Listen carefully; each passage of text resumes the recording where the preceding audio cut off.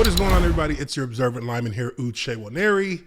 And today, originally I thought I was going to do a video on AB, Antonio Brown, and his utter ridiculousness with the situation with him creating a fake COVID-19 vaccine card. And I thought to myself, you know what? That's really not a relevant news story in the world of sports when you think about the bigger picture. So I kind of went through a couple of different headlines, and I came across this headline having to do with the Oxford, Michigan high school mass shooting event that happened a few days back. And I decided this, to me, is a story worth talking about for people who really do want to hear about something that's really relevant to the world. And I think that this is relevant.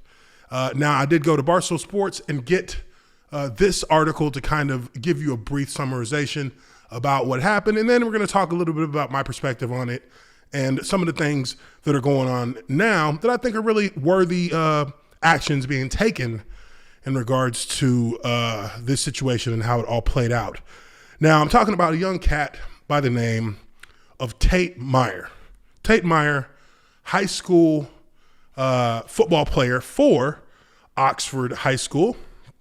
And he played running back and middle linebacker. Now, this kid had actually just went on a visit to Toledo where he was looking to get a football scholarship.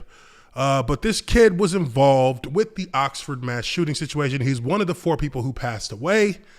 And it's being said that when the active shooter was committing this crime, committing this heinous act, Tate Myre rushed the active shooter in an attempt to disarm him. Tate Myre, 16, has been identified as one of the 3 victims who died in the shooting at Oxford High School. The others have been named a 17-year-old Madison Baldwin and 14-year-old Hannah St. Julian. Now, I think there was one more who passed away to make that total 4. But it says here, according to his fellow students, Myre, who played running back for the Oxford Wildcats football team, was shot while trying to disarm the shooter and later died from his injuries. It says here, in a world where in the wake of tragedy, it's oftentimes the perpetrator of terrible acts whose name is plastered across the media and talked about, today we should really discuss Tate Myre, a junior student athlete who died trying to stop an armed gunman. Tate had just finished his junior football season and had received an all-region for tight end and linebacker. So this guy was actually a pretty good player. Pretty good player. Now you see here he drops a tweet, says excited and thankful to be selected first team all-region for tight end and linebacker. And I can tell you, as a high school football player who was given honors myself, that's something that you're always hyped for. All the high school football players are, and back when I was a high school football player in, late 90s, 1998 to 2002, we would be looking in the newspaper. I'd find the newspaper, the Garland newspaper, and I'd be searching through it, trying to find, who made the all-district team. And I made the all-district team multiple times. So I was, you get hyped about that. And I was a defensive end at the time. So it was like, yeah. But definitely could understand where the hype for him comes for this. Definitely you're excited for something like that. Pretty awesome. And here you see, he had another tweet a few days before his death. He had taken a recruiting visit to Toledo. Had a great time at the Toledo game yesterday. Thank you to the Toledo coaches for the invite. And that's pretty awesome because that means he was looking to have a future in football. Toledo is a solid mid-tier D1 school, solid. So that'd be great. Getting a free education, awesome, right? His Twitter bio was classic high school recruit. He had a 3.9 GPA, 4.44 40-yard dash. That's a high school recorded 4.4, but you still post that up. And benched 225 8 times. His junior highlights pinned for any coaches that might stumble on his account. With all of his accomplishments on and off the field, Tate Myre will be remembered for his bravery in the face of pure evil. It is reported that Tate rushed an active shooter and received many gunshot wounds trying to disarm him, allowing time for others to seek safety. As more comes out about this case, let's just take a moment to spread the name and heroism of Tate Myre, a hero who saved a countless amount of lives through self-sacrifice. It's crazy to me that this is the kind of thing that you have to prepare for as a high school student. This is the kind of thing that they've worked drills for as high school students, to take on an active shooter, to be safe in their own school from someone who's decided that they're going to shoot the place up. It shouldn't be that way for high school students. It was never that way for me as a high school student. We weren't thinking about mass shootings at our high school when I was a young kid. But to me, that is one of the tragedies of the world we live in today, is that we can't even agree on how to practically, functionally, logically, how to handle these kind of situations, how to prevent these kind of situations, how to at least set up barriers that give us the opportunity to identify and isolate individuals who become so either mentally fractured or mentally stressed that they believe that this is the route to take, and that they're going to shoot up the place that they go to every day and the people that they interact on a daily basis.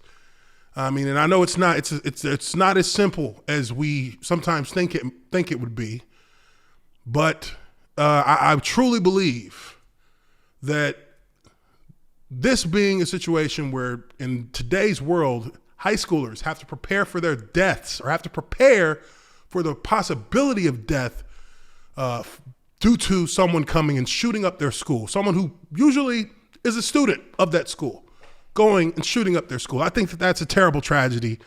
And if there is not any willingness by people who are in charge of these kinds of oversight to find a way to stem this somehow, if there's not any kind of way for these people to get on the same page with one another and try and get something done, then they shouldn't be leaders, because the youth is the future, right? So this is a good kid here who should have been looked out for, who shouldn't have had to sacrifice himself because someone decided they wanted to come shoot up the school.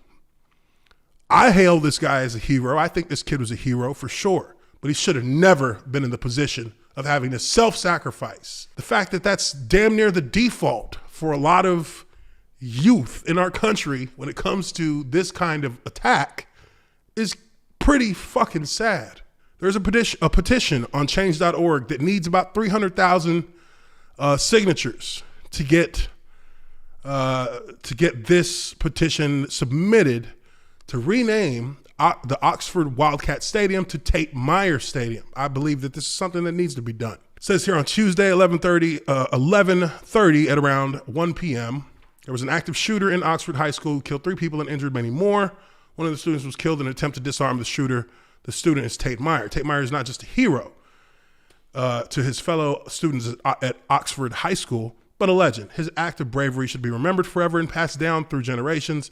He put his life in danger to try and help the thousands of other students at Oxford High School. Now, I've already signed this petition. I will leave the link to this petition down in the description below. So please, if you get an opportunity, click on that link down below and, let's pay it forward for this kid sacrificing himself for the betterment of his fellow students. Let's pay it forward. Let's sign this petition. Let's make sure that we do our part in trying to get this Wildcat Stadium renamed to the Tate Myre Stadium. I think that's a noble reaction to this. At the very least, this is what we can do as fellow human beings, in my opinion. Now, also on top of that, we have major collegiate football programs that are also going to be paying their respects to the victims of this shooting at Oxford High School. Michigan football, Michigan, who just came off the huge win against Ohio State, is going to be paying their respects to the community where Oxford High School is. As you can see, they have a TM, Tate Myre 42, with 4 hearts under it that will be on their jerseys during the Big Ten Championship game. It says our uniforms will feature a special logo during Saturday's Big Ten Championship game. The shape is of Oxford's Block Zero, meant to honor all victims, survivors, and community members. The TM and the 42 pay tribute to football player Tate Myre, Tate, Hannah St. Julian, Madison Baldwin, and Justin Schilling, whose lives were senselessly lost earlier this week, are represented by the 4 blue hearts. We are proud to represent the state of Michigan and all of its communities. Hashtag Oxford Strong is hashtag Michigan Strong. I think that is a beautiful gesture by the University of Michigan to represent for the victims of the tragedy and pay their respects, which obviously we all feel like that's something that's perfectly acceptable in this situation. And it's a very decent gesture by Michigan football. We don't seem to prioritize protecting the youth unless it's politically beneficial.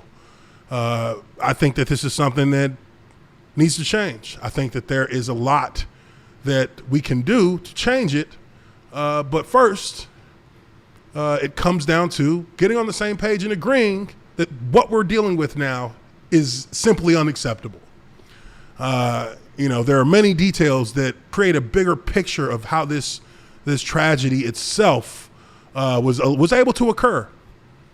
And I feel like there's a lot of people who do kind of bear some responsibility in it if you go through a lot of the details and you can actually see how this situation unfolded from the days before it happened up until the entire event itself.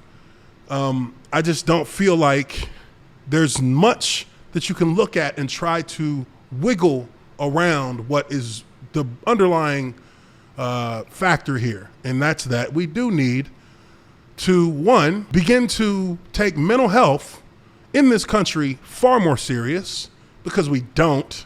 As much as we say we do, we don't. We ridicule people who say that they're struggling. And even from a regular everyday high school student all the way up to professional athletes, if you come out and you put yourself in a vulnerable position and say that you are having mental health issues, you're ridiculed. You're told that you're being weak. You're told that you're not able to, to be tough enough to handle the situation or handle the pressure. There are people who have mental health issues that have nothing to do with their ability to actually be tough, because there is a difference between being tough and being mentally struggling. There's a difference there. These are not the same thing. And I think that it starts with addressing mental health. And then from there, and I know that this is not going to be a popular opinion with some, it also starts with our gun laws. It does. Now, I'm a gun lover. I have plenty of guns. I do believe in the Second Amendment, but I do believe in a modern perspective, something that fits the time we live in. There is no absolute when it comes to the ability to modernize laws that we have. I mean, and not without getting strictly political here. Honestly, I don't even think what I'm about to say is actually political. I feel like you have to merge the two.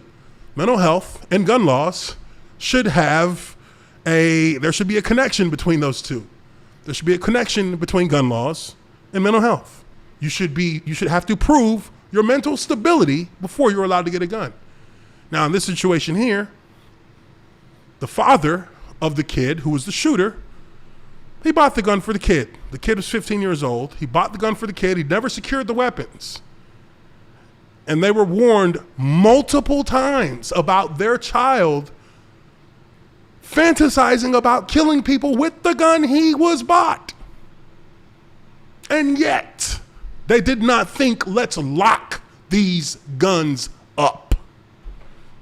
Gun safety 101. They left the gun in a drawer, unsecured.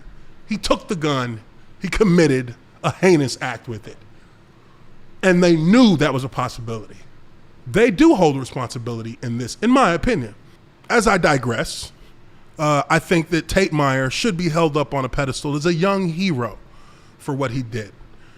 Because you don't ever want to put a child, this kid was a child, a junior in high school. You don't want to put a child in the position of having to make a life or death call because there were people who were not responsible enough to do what needed to be done as adults in order to ensure that this was not a situation that was allowed to happen as much as they could control it, what was in their control. And they did not take those steps.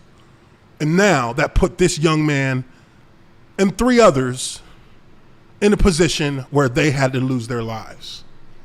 So, you know, I will salute Tate Myre and his bravery and his heroism, and I hope that his death will not be in vain, as so many others have over time. If you really think about it, there are so many going all the way back to Columbine High School whose lives were lost in vain. And that's the truth of the matter, because nothing has changed since their deaths. Their deaths were not a catalyst for anything except for bickering, arguing, and political positioning. But other than that, their deaths have all been in vain. And how many more will die in vain before something is done even to attempt to address it on a practical level? I don't know.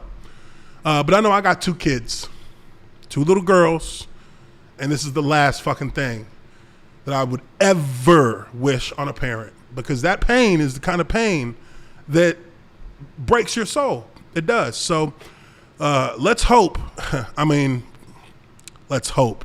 Let's see what the fuck happens next. I don't think anything is going to happen as far as change, but I hope that I'm wrong about that at some point before I get old and die. I mean, because it's been 1994, I believe, Columbine High, or 1995.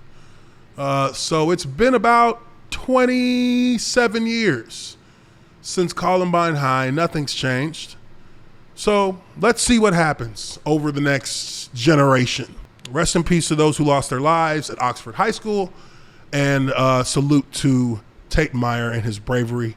Do me a favor, if you like this video, hit the like button down below. Leave your comments below. Let me know what you think about the situation and how we could possibly move forward, when it comes to mass shootings in this country. Let me know down below. Also, the link for the petition will be down below in the information section in the description here for this video. I'm your Urban Lineman, Uche Nwaneri. Appreciate you guys very much for checking out this video, and I'll catch you all on the next one. Peace.